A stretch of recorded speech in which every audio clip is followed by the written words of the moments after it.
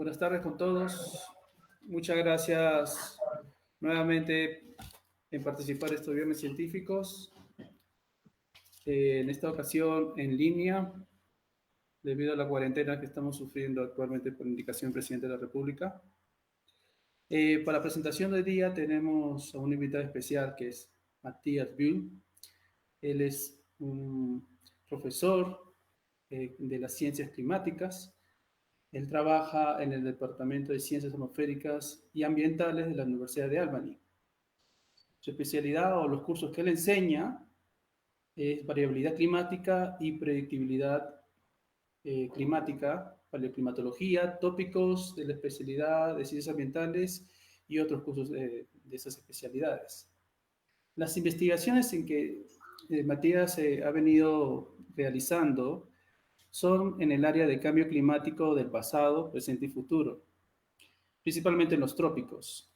La reconstrucción de cambios en el pasado del monzón sudamericano, así como entender los impactos del cambio climático sobre el balance de masa glaciar y recursos hídricos en los Andes. Él ha venido liderando muchos grandes proyectos, como el proyecto Acción, y actualmente viene liderando un proyecto multinacional llamado PIREC Create Project. Matías es un científico con más de muchas publicaciones, un alto índice H. Y bueno, lo dejo con ustedes para esta presentación de impacto del cambio climático en la criosfera de los Andes. Adelante, Matías, por favor. Muchas gracias. Bienvenidos con todos. Buenas tardes. Es un gran placer estar aquí y tener la oportunidad de compartir un poco con todos ustedes los trabajos que hemos hecho en la zona andina. Sobre todo quiero agradecer al INAIGEM y al doctor Cristian Yarlecke de organizar este tipo de evento. Me parece que una muy buena idea en ese tiempo, cuando todos tenemos que quedarnos en nuestras casas. Es una oportunidad de colaborar y compartir nuestros resultados. También quiero agradecer a todos mis colegas que han trabajado conmigo en ese tema durante los últimos años. Lo que voy a presentar hoy no son resultados muy nuevos, porque como ya lo indicó el doctor Cristian Yarlecke, en los últimos 2-3 años he trabajado más en paleoclimatología, en reconstrucción del monzón en América del Sur, pero no obstante creo que es interesante y bueno de tener una vista general sobre el estado de la criósfera, cómo se presenta hoy en la zona andina tropical. También quiero decir que, bueno, obviamente mi español no es muy bueno y lamentablemente no he tenido el tiempo de traducir toda la información en español. Entonces, parte de lo que voy a presentar es en español, otra parte es en inglés, pero intentaré de explicar todo de la mejor manera posible. Bueno, yo no sé cuánto todos ustedes ya saben de la criósfera en la zona andina y cómo ha cambiado en las últimas décadas y el último siglo. Y por eso creo que podría ser útil de tener una vista general para empezar. Y obviamente glaciares son muy buenos indicadores del cambio climático porque con glaciares se puede visualizar cómo está cambiando nuestro medio ambiente y por eso pienso sería interesante de hacer un pequeño viaje, un viaje virtual obviamente. Podemos empezar en Venezuela y ir al sur por Colombia, Perú, hasta Bolivia y ver cómo ha cambiado la criósfera y cómo han reaccionado los glaciares al cambio climático durante los últimos 100 años. Y podemos empezar en Venezuela y aquí está el glaciar Espejo al Pico Bolívar en Venezuela. 3 imágenes en 1910, 1988 y en el 2008. Y se puede ver cómo ha cambiado aquí la criósfera, ha desaparecido este glaciar. Queda un poco de hielo al otro lado del glaciar que no se puede ver. Mi colega Karsten Braun ha trabajado mucho en este glaciar y queda un poco de hielo, pero pensamos que va a desaparecer todo en los próximos años. Aquí está la situación en Colombia. Esta es una región, una sierra que se llama Sierra Nevada del Cocuy. Estos son imágenes de mi colega Jorge Luis Ceballos, que trabaja en el IDEAM. Trabaja en glaciares en esta zona. Y aquí también se puede ver el retroceso bien fuerte. No solamente es un retroceso de la extensión del glaciar, pero también obviamente se puede ver que hay un cambio en el espesor, ¿no es cierto? Y en Colombia la situación es bastante similar como en Venezuela. Hoy día todavía tenemos varios lugares donde tienen glaciares, pero las proyecciones no son muy buenas y pensamos que vamos a perder todos los glaciares en Colombia en las próximas décadas. Aquí ya estamos mucho más al sur, ahora en el Perú, en la cordillera Vilcanota. Y esto es una imagen del campo de hielo del Quelcaya. Esto hasta recién fue el campo de hielo más grande en toda la zona tropical. Ahora no es el campo de hielo más grande, ahora es más grande volcán Coropuna. Esto aquí es una imagen, lo hizo el profesor Lonnie Thompson del Ohio State University en 1978. El profesor Lonnie Thompson ha trabajado en esa zona por más de 40 años. Y aquí es el mismo glaciar en el 2006. Y obviamente se puede ver que hay un retroceso muy fuerte. También ahora podemos ver que hay una laguna al frente del glaciar. Y aquí hay otra imagen del mismo campo de hielo y otra vez dos imágenes de la misma posición. Una foto a la izquierda del 2003 y otra foto 15 años después en el 2018. Al foto de la izquierda, esto es el profesor Lonnie Thompson y a la derecha es mi colega, el profesor Doug Hardy de la Universidad de Massachusetts, que también ha trabajado mucho en esa zona. Y se puede ver el retroceso del campo de hielo del que caía y también el cambio bastante impresionante en el espesor del campo de hielo. Aquí es otro ejemplo también en la cordillera Vilcanota. Estos son imágenes que me han prestado mi colega Anton Simon. Y por fin, un ejemplo aquí en Bolivia, el caso muy famoso del glaciar Chacautaya, donde en los años 90 todavía se puede esquiar. Y este es un ejemplo donde el glaciar ha desaparecido completamente. Ha desaparecido hace 10 años más o menos. Ahora, estos todos son cambios impresionantes, pero son imágenes y puede ser que yo estoy presentando solamente los casos de estudio que son consistentes con lo que yo pienso que está pasando. Y entonces, obviamente, es muy importante de ver qué son los datos que tenemos. Y aquí es un resumen que hizo el profesor Antoine Ravatel hace 7 años. Antoine Ravatel, que va a presentar la semana próxima, creo. Y lo que se puede observar aquí es el cambio en la extensión en metros y también en la superficie en metros cuadrados de 10 glaciares, donde tenemos buenos datos por los últimos 30, 40 años en los Andes del Ecuador, del Perú y de Bolivia.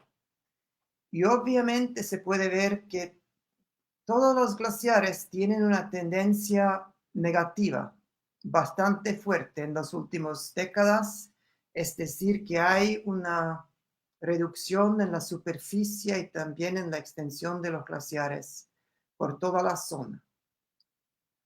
Aquí hay otra visualización de estos datos. Otra vez aquí se puede ver el cambio en la superficie de los glaciares, pero aquí lo que se ve es el cambio en el porcentaje de la pérdida de la superficie cada año.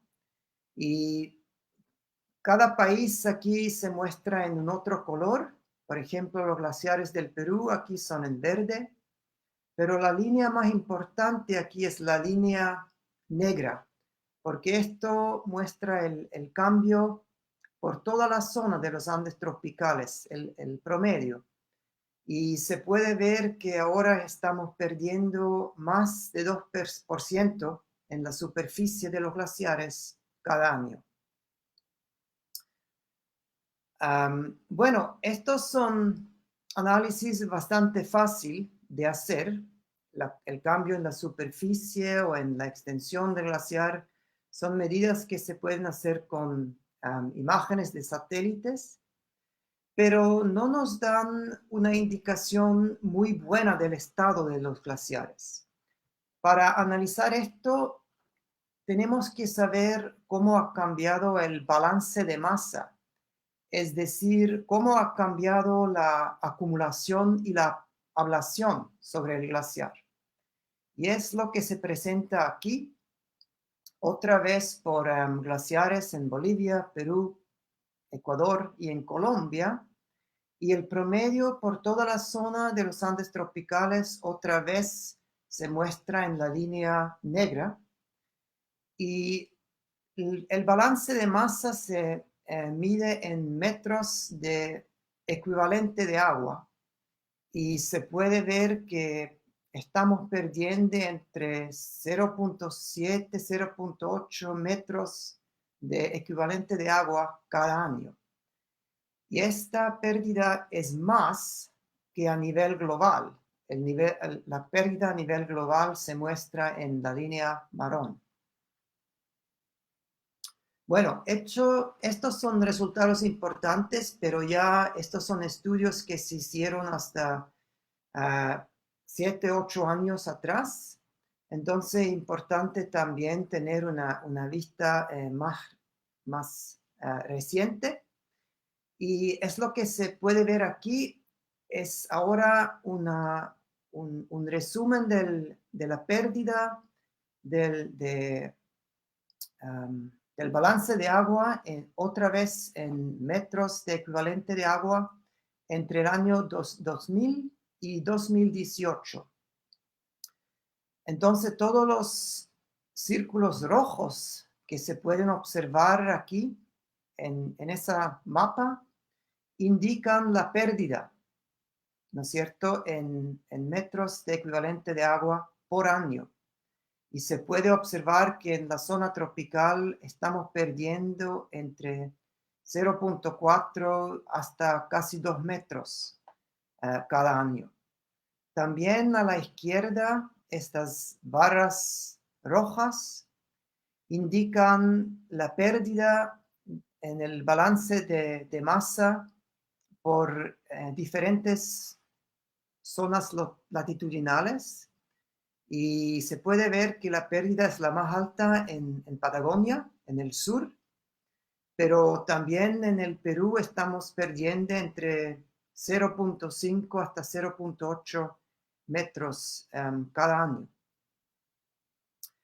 Ahora, ¿por qué estamos viendo este retroceso de los glaciares y este balance tan negativo? En teoría podría ser que hay un cambio en el clima y que cae menos nieve, entonces que la acumulación en la zona alta del glaciar ha cambiado. Pero no hay ninguna indicación, no hay ninguna evidencia en que esto está pasando por toda la zona. La otra opción es que hemos visto un cambio en el clima y que hemos visto un aumento en la temperatura. Y de verdad, eso lo podemos observar por toda la zona de los Andes tropicales, y voy a mostrar más evidencia de esto en un rato más. Pero también sabemos, y es lo que se puede ver en estas imágenes, que hay una relación bastante fuerte entre el balance de masa de los glaciares y la temperatura. Lo que se puede observar aquí en las líneas azules es la temperatura de la atmósfera media a 500 hectopascal, es decir, a más o menos 5.500 metros. Y las líneas en marrón indican el balance de masa de los glaciares. Y aquí se pueden ver dos casos: el caso del glaciar Chacaltaya en Bolivia, a la izquierda, y el caso del glaciar Antisana 15 en el Ecuador, a la derecha. Y en ambos casos se puede ver que hay una anticorrelación bastante fuerte. Es decir, por ejemplo, aquí, en el año 97, 98, esto fue un evento del Niño muy fuerte. La temperatura era muy, muy alta, y durante este periodo el balance de masa era muy, muy negativo. Y al revés, por ejemplo, en el año 92, 93, El balance de masa era bien positivo y esto era durante un tiempo cuando la temperatura era muy, muy frío. Entonces, esta es evidencia que por lo menos a escala interanual y a escala decadal hay una muy, muy fuerte relación entre la temperatura y el balance de los glaciares. Bueno, aquí se puede observar cómo ha cambiado la temperatura en la zona andina. Hemos hecho un estudio utilizando más de 600 estaciones meteorológicas desde Ecuador hasta Chile y Argentina. Y la información más importante se puede ver aquí a la derecha en esta pantalla donde se muestra la temperatura o el cambio en la temperatura en la zona andina tropical, es decir, desde 2 grados latitud norte hasta 18 grados al sur, desde el Ecuador hasta Bolivia. Y se puede observar que desde 1950 hasta 2010 hemos visto un aumento de la temperatura de más o menos 0.13 centígrados por década. Esto es un aumento de temperatura bastante fuerte y bien significativo. También hemos observado que el aumento de la temperatura depende de la altitud. Es decir, que no en todas partes de los Andes la temperatura ha cambiado de la misma manera. Lo que se puede observar aquí es el cambio en la temperatura en función de la altitud por 2 periodos distintos. En azul es por el periodo de 1961 hasta 1990 y en color amarillo el cambio de la temperatura entre 1981 hasta 2010. Y se puede ver que en la altura sobre 3.000 metros sobre el nivel del mar y por arriba hay un aumento de la temperatura significativo, pero en la zona más abajo, por debajo de 2.000 metros, depende del periodo que estamos observando. Por ejemplo, durante el periodo en 1961 hasta 1990, hemos visto un aumento de la temperatura bien fuerte en esa zona, entre el nivel del mar y 2.000 metros. Y es porque durante este periodo hemos visto un aumento de la temperatura bastante fuerte en la temperatura superficial del mar, en el Pacífico tropical, en la zona este, en la zona costera, cerca de América del Sur. Y esto era ligado al fase positivo de la oscilación decadal del Pacífico. Después, esto ha cambiado y durante el periodo entre 1981 hasta 2010, hemos entrado en un fase negativo de esa oscilación, es decir, el Pacífico tropical ha visto un enfriamiento y similarmente en la parte baja de los Andes, por debajo de 2.000 metros, la tendencia de la temperatura ha cambiado y hemos visto un enfriamiento. Entonces, hoy día lo que podemos observar es que hay una dependencia bastante fuerte de la tendencia de la temperatura de la altitud. Es decir, que podemos observar un calentamiento mucho más rápido en la zona más alta de los Andes. Y nosotros pensamos que esto va a continuar en el futuro, porque hay retroefectos bastante fuertes que se manifiestan en un aumento de la temperatura más rápido en las zonas más altas de los Andes. Y otro colega mío, Oscar Chimborazo, que hizo su doctorado en mío, ha investigado eso utilizando modelos regionales de alta resolución, un modelo que se llama WRF, y ha hecho algunas simulaciones con este modelo para investigar cómo va a cambiar la temperatura en el futuro. Y estos son resultados para los Andes del Ecuador. Y lo que se muestra aquí es la tendencia o el cambio en la temperatura en función de la altitud desde el nivel del mar hasta 4.500 metros, según dos escenarios de emisiones de gases del efecto invernadero para el futuro. El RCP 4.5 es un escenario moderado y el RCP 8.5 es un escenario de altas emisiones. Y se puede ver que obviamente en el escenario con emisiones más altas, el aumento de la temperatura en el futuro va a ser más. Pero en los dos escenarios podemos ver que obviamente hay una fuerte relación entre el aumento de la temperatura y la altitud.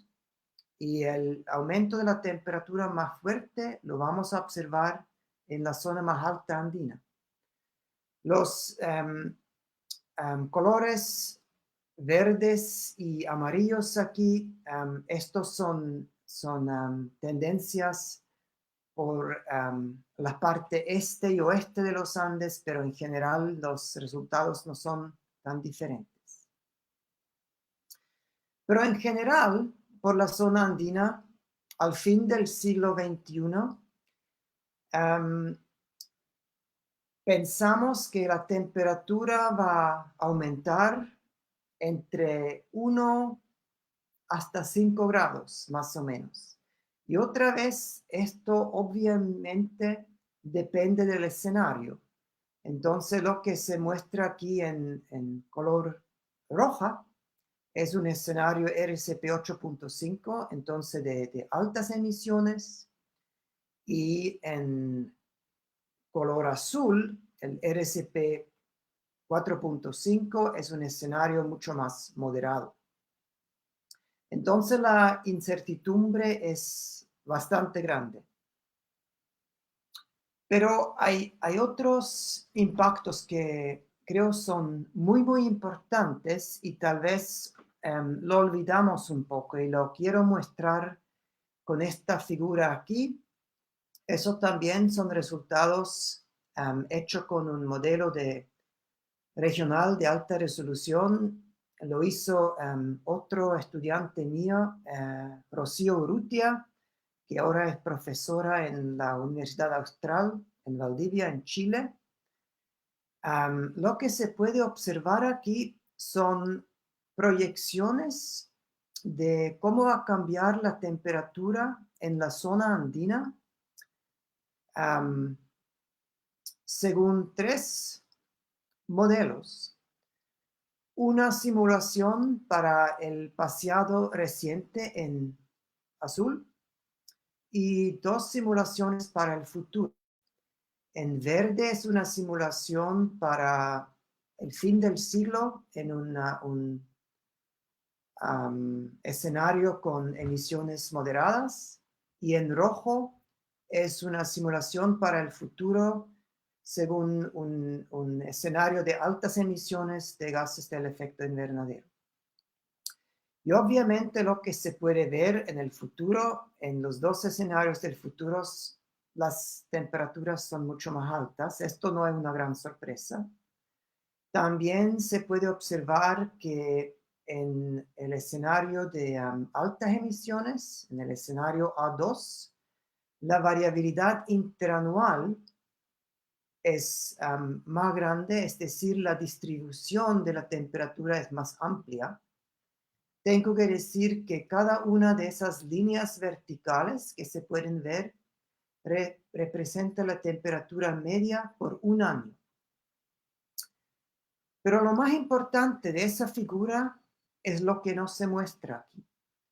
Es que hay ninguna superposición de la temperatura en el pasado y la temperatura del futuro. Es decir, por ejemplo, esta línea que se puede ver aquí, esta muestra la temperatura durante el año más caliente en el periodo 1961 hasta 1990. Aquí, esta línea de color verde muestra la temperatura durante el año más frío en el futuro. Es decir, el año más frío del futuro va a ser mucho más caliente que el año más caliente del pasado. Y para nosotros como seres humanos puede ser que no es un gran problema porque tenemos los modelos y podemos adaptarnos a este cambio. Pero para ecosistemas, por ejemplo, esto es un cambio muy, muy rápido, es un cambio abrupto, porque los ecosistemas se han acostumbrado a un clima por miles de años y ahora en un periodo de pocas décadas todo eso va a cambiar. Y no es claro si ecosistemas se pueden acostumbrar a eso en un periodo tan corto. Bueno, ¿cómo ahora van a cambiar los glaciares? Hay muchas opciones cómo se puede asimilar eso, pero obviamente con modelos globales no podemos modelar cómo va a cambiar un glaciar en una cuenca, porque los modelos globales no tienen la resolución suficiente. Entonces tenemos que hacer un tipo de downscaling y hay muchas opciones aquí y nosotros en mi grupo hemos intentado de hacerlo de una manera bastante fácil y hemos utilizado el concepto de la línea o la altitud de la línea de equilibrio de un glaciar. Y si no conocen a ese concepto, quiero introducirlo aquí muy brevemente. Es un concepto bastante fácil. En general, un glaciar tiene dos zonas, ¿no es cierto? Tiene una zona en la altura que se llama la zona de acumulación, donde cae mucha nieve, donde no hay mucha fusión o derretimiento. Y después hay una zona baja del glaciar, que es la zona de ablación, donde no cae mucha nieve, donde hay mucha fusión y ablación. Entonces, en la zona baja, el balance de masa es negativo y en la zona de acumulación, el balance de masa es positivo. La línea donde el balance de masa por promedio por todo el año es cero, es la línea que se llama la línea de equilibrio.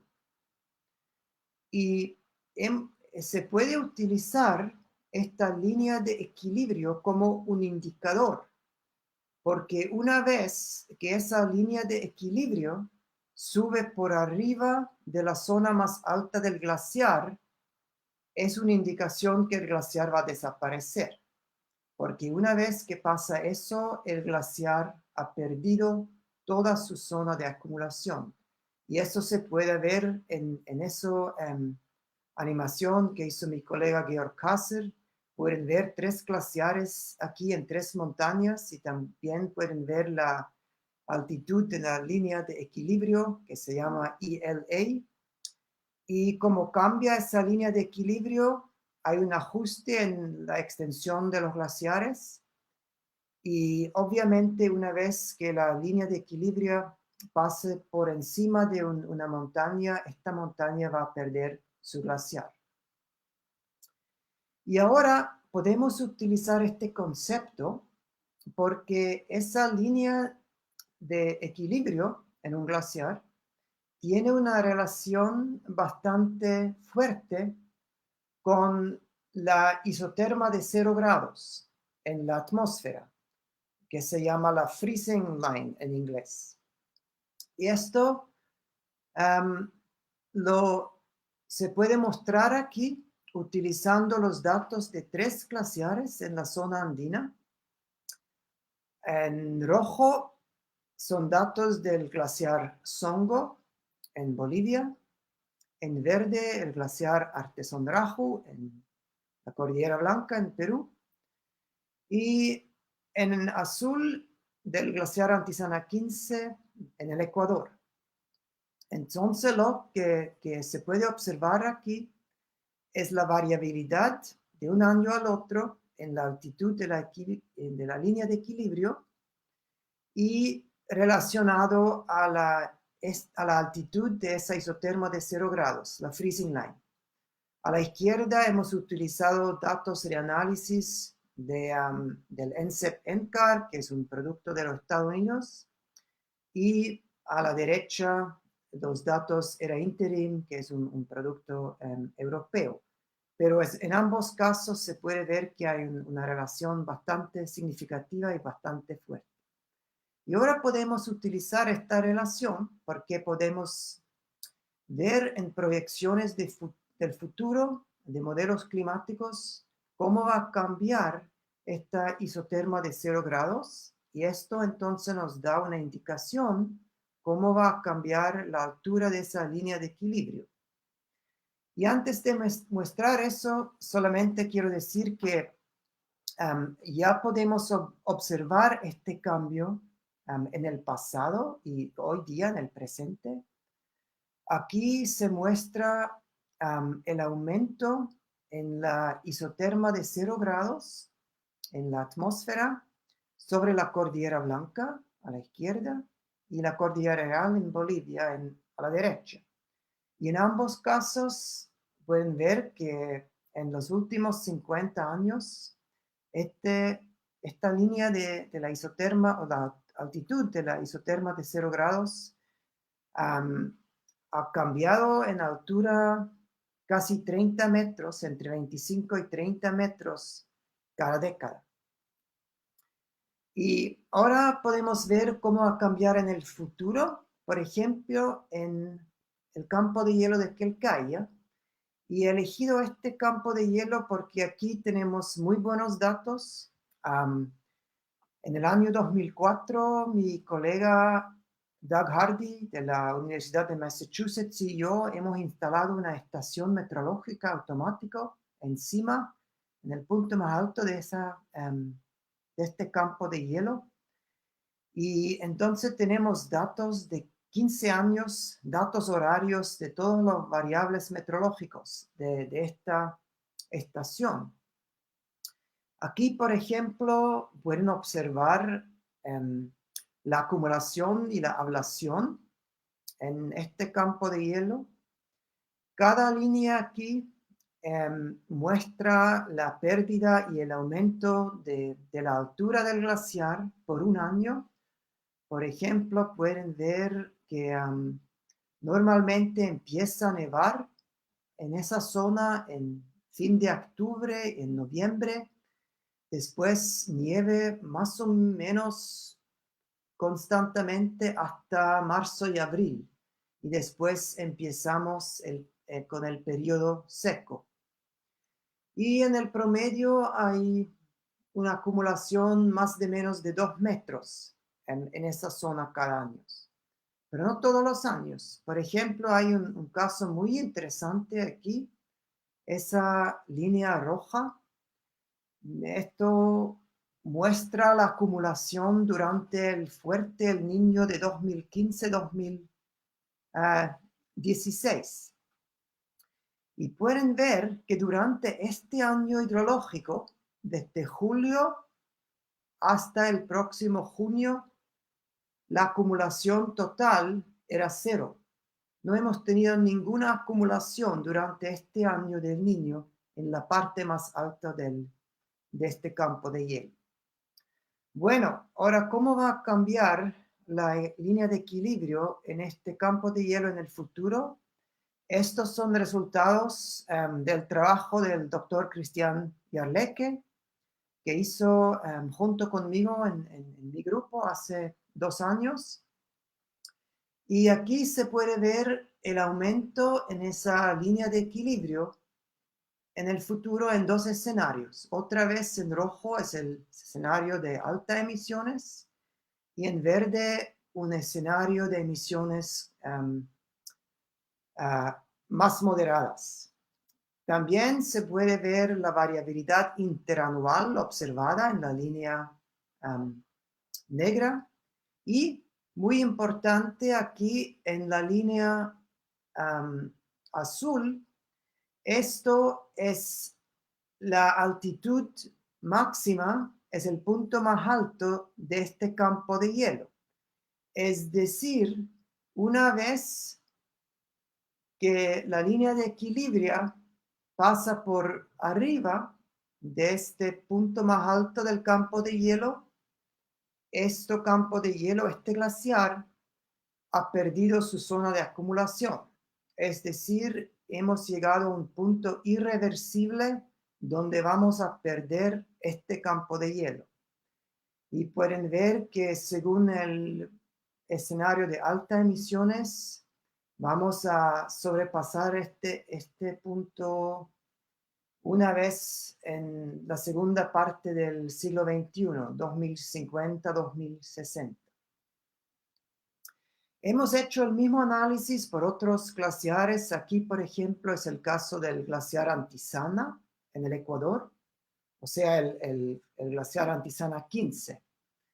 Y la situación es muy similar. Aquí también en el año 2070, 2080, según el escenario de altas emisiones, vamos a perder este glaciar, pero no en un escenario más moderado como el RSP 4.5. Aquí es el caso del Artesonrajo en la Cordillera Blanca. Y aquí el caso es un poco diferente porque aquí las montañas son más altas, casi 6.000 metros en este caso, y el aumento de la temperatura no es tan fuerte y la relación entre balance de masa y temperatura también no es tan fuerte. Y entonces en ese caso también al fin del siglo vamos a tener un glaciar según nuestros resultados, pero obviamente va a ser mucho más pequeño que hoy. Y el mismo también es el caso aquí en Bolivia, en la Cordillera Real. Lo que se puede observar aquí es el caso del glaciar Songo, donde también no vamos a perder todo el glaciar, pero obviamente vamos a ver un retroceso bastante fuerte, sobre todo en el escenario RSP 8.5. Bueno, ahora, ¿por qué es tan importante eso? ¿Por qué son importantes los glaciares?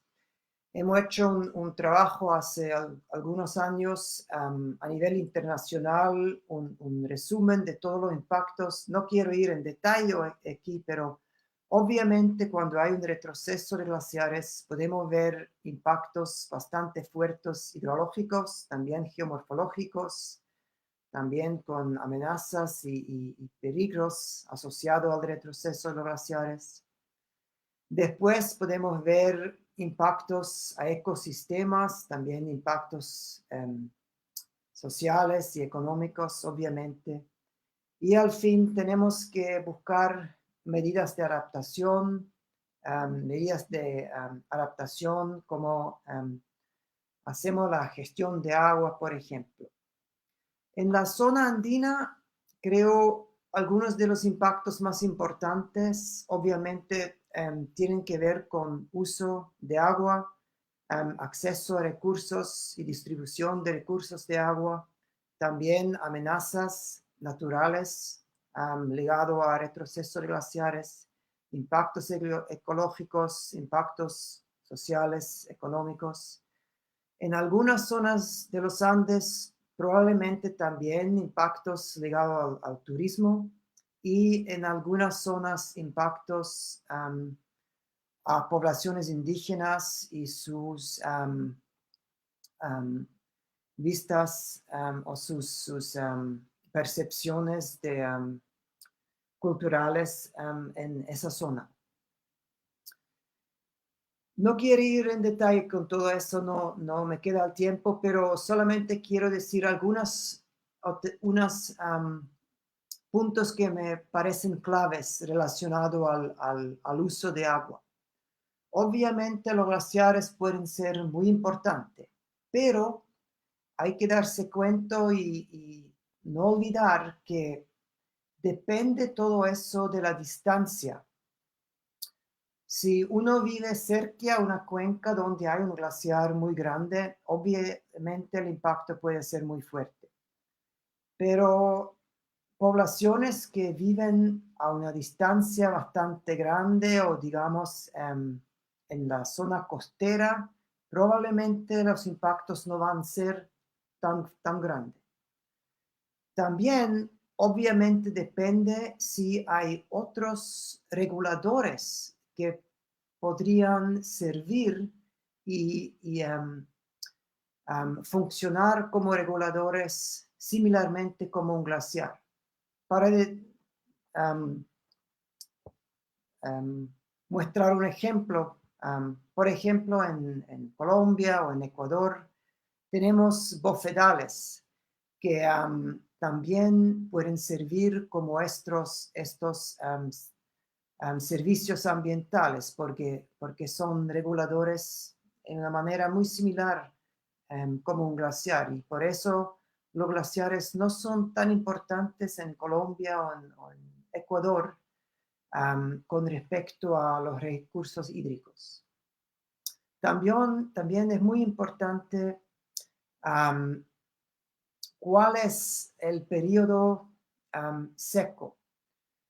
Por ejemplo, si el periodo seco es 4, 5, 6 o 7 meses, como en el sur del Perú o también en Bolivia, obviamente los glaciares son muy importantes porque si hay falta de agua, de lluvia o de nieve, es cuando es más importante la contribución del glaciar. Y por fin, creo que también hay que darse cuenta que no solamente es un problema de la producción de agua por los glaciares, pero también es un problema de la demanda, ¿no es cierto? En muchos lugares en la zona andina hay un crecimiento de la población, la demanda de agua está creciendo también y hay que tomar en cuenta esa parte um, de, la, de esa relevancia también. Bueno, ¿qué podemos hacer del punto de vista de la ciencia? Aquí hay algunos puntos que me parecen clave, que hay que mejorar y en puntos en los que hay que trabajar en los próximos años. Un problema que tenemos como científicos todavía es que nos faltan datos. Y esto es algo que a mí me parece como un impedimento para la investigación y sobre todo también la validación de los modelos. También tal vez tenemos los datos, pero los datos de diferentes regiones son de diferente calidad, el diseño es diferente y entonces es muy difícil de comparar los datos para hacer estudios a nivel regional. Otro desafío que tenemos todavía es el modelamiento a escala regional, porque la resolución de los modelos que tenemos todavía no es adecuado, hay grandes incertidumbres relacionado al downscaling, por ejemplo, y hay que continuar a trabajar en eso. Otro punto clave a mí me parece es que nosotros científicos tenemos que difundir nuestros resultados, ¿no es cierto? Tenemos que compartirlos con los tomadores de decisiones, con la población en general, tenemos que comunicarlos. Y esto no es fácil. Y creo que tenemos que intentar de mejorar eso. sobre todo mejorar la visualización de nuestros datos y encontrar mejor maneras de comunicación y difusión de nuestros resultados científicos. Nosotros en mi grupo hemos intentado de trabajar en eso en los últimos años. Hemos hecho varias publicaciones para tomadores de decisiones, para gente que trabaja en gestión de agua. Y bueno, esas publicaciones son disponibles, por ejemplo, en mi página web. La mayoría de esas publicaciones son en español. Si tienen un interés, por favor, pueden visitar mi sitio y leer algunas de esas publicaciones. Bueno, esto es todo lo que tengo a compartir con ustedes hoy día. Espero que han disfrutado de la presentación y si hay algunas preguntas, voy a hacer lo mejor que puedo para responder. Muchas gracias. Muchas gracias, Matías, por esta presentación. Y sí tenemos algunas preguntas por el chat de Facebook. María José Merizal le pregunta si se ha considerado alturas mayores a los 4.500 metros por los modelos climáticos en escenarios RCP 8.5. Perdón, ¿puedes repetir la pregunta? Sí, lo que pregunta María José es que si se consideró en el análisis que tú haces, en los estudios que haces, las alturas mayores a 4.500 metros y con la salida de los modelos climáticos con escenarios futuros de RCP 8.5. A 4.500 metros. Sí, a más de 4.500 metros. No sé. Hemos hecho estudios de varios tipos, ¿no es cierto? Hemos hecho estudios donde hemos analizado el cambio de la temperatura en la troposfera libre y allá hemos analizado la temperatura hasta casi 6.000 metros. Pero con los modelos regionales solamente hemos analizado la temperatura hasta 4.500 metros, porque estos son temperaturas de superficie, es decir, a 2 metros sobre la superficie. Y la resolución en estos modelos regionales no es suficiente, es decir, los células del modelo más altas, o sea, las regiones más altas en el modelo solamente alcanzan a 4.500 metros. Entonces no podemos analizar regiones más altas, lamentablemente. Acá hay otra pregunta de Duncan Christie. Sí. Bueno, dice, hola Matías, gusto de verte y gracias a los colegas peruanos por organizar este PPT. Te agradecería si puedes comentar, Matías, un poco acerca de los modelos actuales de la precipitación futura para el altiplano que han sido forzados principalmente por el viento del oeste. A la luz de los nuevos resultados que ustedes publicaron en el artículo de Hans Segura acerca del actual pluvial, asociado por el movimiento ascendente sobre el Amazonas occidental. Saludos. Sí, hola Duncan.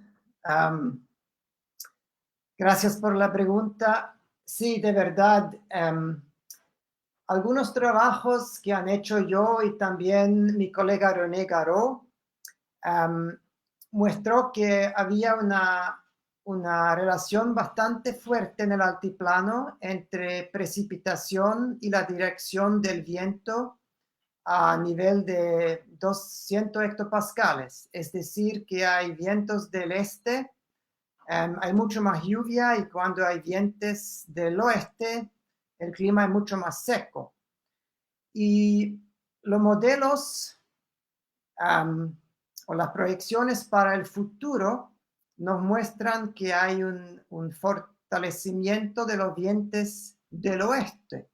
Y por eso René Garot y yo también hemos publicado en algunas publicaciones que en el futuro probablemente en el altiplano va a llover menos, entonces que el clima va a ser más seco. Pero recientemente, como mencionó Duncan, mi colega Hans Seguro, y también tú en algunos de tus trabajos, Cristian, han mostrado que hay otro mecanismo que ahora parece ser más importante para traer lluvia al altiplano. Y este mecanismo está ligado a convección sobre la parte oeste de la cuenca amazónica. Y entonces puede ser que estos resultados que han publicado René y yo y que va a ser más seco en el futuro, no son tan válidos nomás. Y creo que hay que hacer más análisis. Entonces creo que no es tan claro cómo va a cambiar el ciclo hidrológico sobre el altiplano y si va a ser más seco o más húmedo o si no va, puede ser que no vamos a ver mucho cambio en el futuro. Creo que todavía no tenemos una buena respuesta.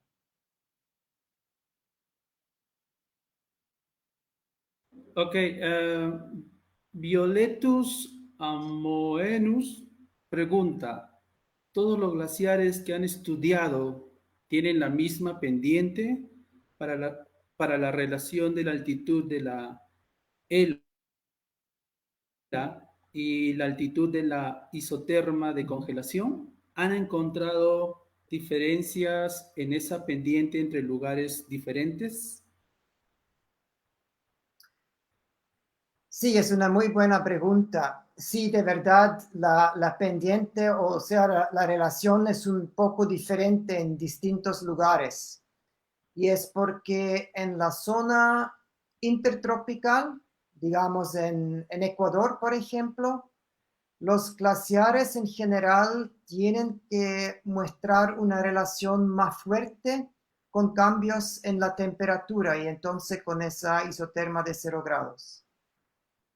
En la zona más subtropical, digamos, en el sur del Perú y en Bolivia, los glaciares en general son un poco menos, la relación es un poco menos fuerte, porque en esa zona los glaciares también dependen más de, del ciclo hidrológico y de la nieve. Y por eso creo que en general los glaciares en el sur del Perú y en Bolivia muestran una reacción no tan fuerte al aumento de la temperatura.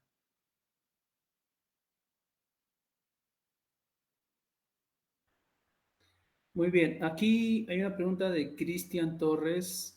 Dice, hola Matías, saludos. ¿Por qué los casos de balance de masa positivos en los glaciares de la Patagonia? Yo no soy especialista en los glaciares de Patagonia, creo que sería mejor preguntar eso la semana próxima, puede ser a Antoine Rabatel, pero creo que en general lo que he mostrado en una figura, y yo no fui involucrado en esos estudios, en general el balance de masa es negativo en esa zona también, pero hay algunas anomalías por algunas partes. También eso lo vemos en otras partes, por ejemplo, en partes de los Himalayas, en el Karakorum, por ejemplo, y tiene que ver con un aumento de, uh, de nieve. Entonces cae más nieve y eso resulta en un balance positivo por un periodo de tiempo. Pero como dijo, yo no soy experto en los glaciares de Patagonia, es mejor preguntar a Antoine Revatel la semana próxima. Aquí tenemos una pregunta de Juan López Manrique. Eh, Dice, hola, buenas tardes. No he entendido muy bien eso del calentamiento a más altura.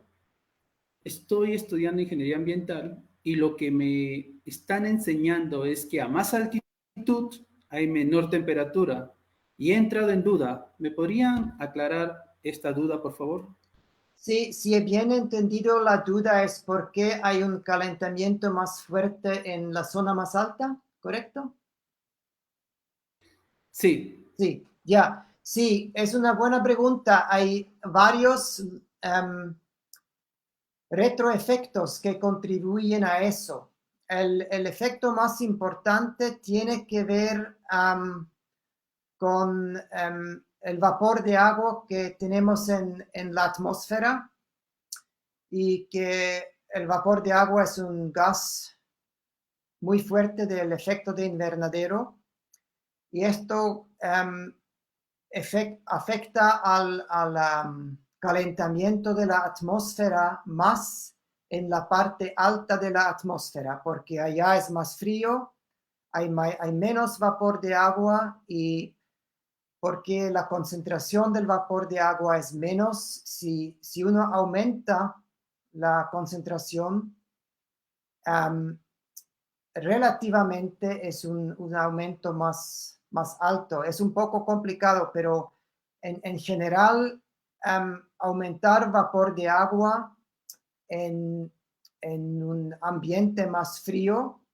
tiene un efecto más fuerte. Y por eso el efecto invernadero es más fuerte en la troposfera alta, donde se ubican los glaciares, que al nivel del mar. Esto es uno de los efectos. El otro retroefecto que es muy importante, no tanto en los Andes, pero en otras partes, tiene que ver con el albedo. Cuando tú estás en una zona de alta montaña donde hay mucha nieve, hay mucha reflexión de la radiación solar, entonces no se puede calentar mucho la superficie. Pero una vez que hay un retroceso de la cobertura de nieve y retroceso de los glaciares, la cobertura cambia de una cobertura, una superficie bien reflectiva a una superficie mucho más oscura que no más refleja la radiación solar, pero hay una absorción y por eso un calentamiento. Y entonces, cuando hay un retroceso de cobertura de nieve y glaciares, cambiamos la superficie y empezamos a calentar la superficie más porque hay menos reflexión de la radiación solar. Esto es otro retroefecto bastante importante. muy bien. Un poco para complementar lo que la respuesta de Matías, respondiendo a la pregunta de Juan López, es cierto que, por ejemplo, en la costa tenemos temperaturas de 24 y a veces hasta 30 grados centígrados.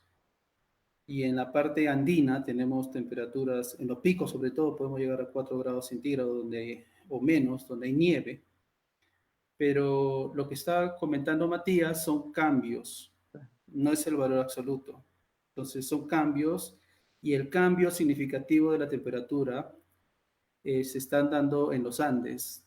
Se está incrementando la temperatura respecto a cada localidad. Por ejemplo, en los Andes tenemos los glaciares y la temperatura si era 4 grados, menos 4 grados, en donde está la zona de hielo, en el futuro va a ser posiblemente 50 años a menos 2 o menos 1 grado, mientras que en la costa puede variar solamente 1 grado. Entonces, esos cambios es lo que se refiere Matías y son muy importantes y significativos para los ecosistemas de montaña principalmente. Continuando con las preguntas, tenemos a Juan Carlos Veloz, que indica, gracias Matías y felicitaciones a los organizadores. Una pregunta, ¿quién y cómo han realizado los estudios de los glaciares en Ecuador? Vi sobre el Antisana, tal vez en la publicación hay informe de otros glaciares de Ecuador. Sí, una muy buena pregunta. La institución que hace los estudios sobre los glaciares en el Ecuador es el INAMI y han sido liderados por mi colega, el ingeniero Bolívar Cáceres. Y sí, hay varios otros glaciares que también se han estudiado en el Ecuador. Y el INAMI y Bolívar Cáceres y sus colegas han hecho varios estudios también sobre el Chimborazo y el Cotopaxi, por ejemplo. Tengo que decir que en toda la zona andina hay un grupo muy, muy bueno, se llama el Grupo de Trabajo de Nieve y Hielos, y cada país tiene su representante y hacen muy, muy buenos trabajos y hemos trabajado con ellos por más que una década y ellos están involucrados en todos los trabajos que he presentado hoy día. Okay. Y una última pregunta de Julio Ordóñez. ¿Considera que este aislamiento social que está reduciendo la emisión de material particulado sería una medida para controlar el retroceso de los glaciares dentro de las medidas de mitigación? Sí, es una buena pregunta.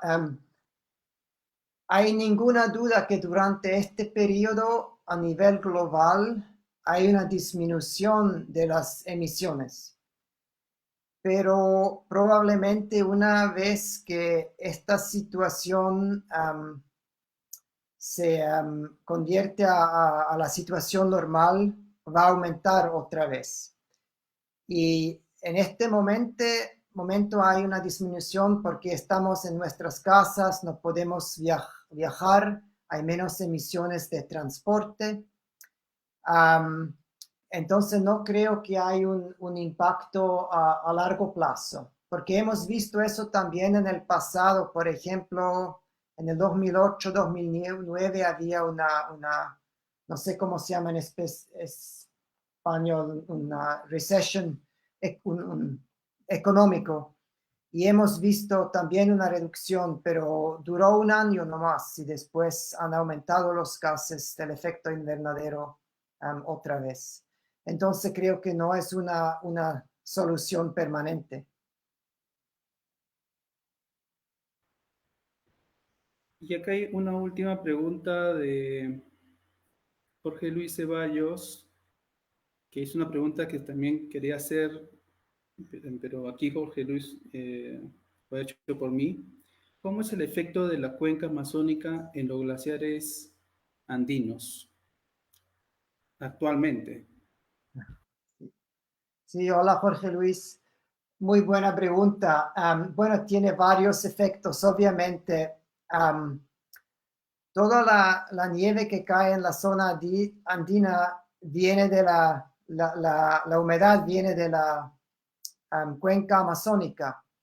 Y hay muchos efectos entonces. Por ejemplo, hay efectos de aerosoles, de carbono, black carbon, no sé cómo se llama en español, de emisiones, de fuegos. Carbono negro.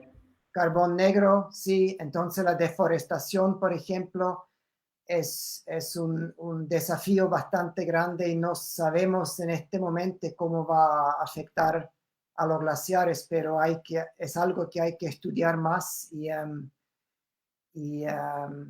y ver cómo va a afectar a los glaciares en el futuro. Y bueno, ya estamos sobre la hora. Solo quería hacerte una pregunta de parte mía.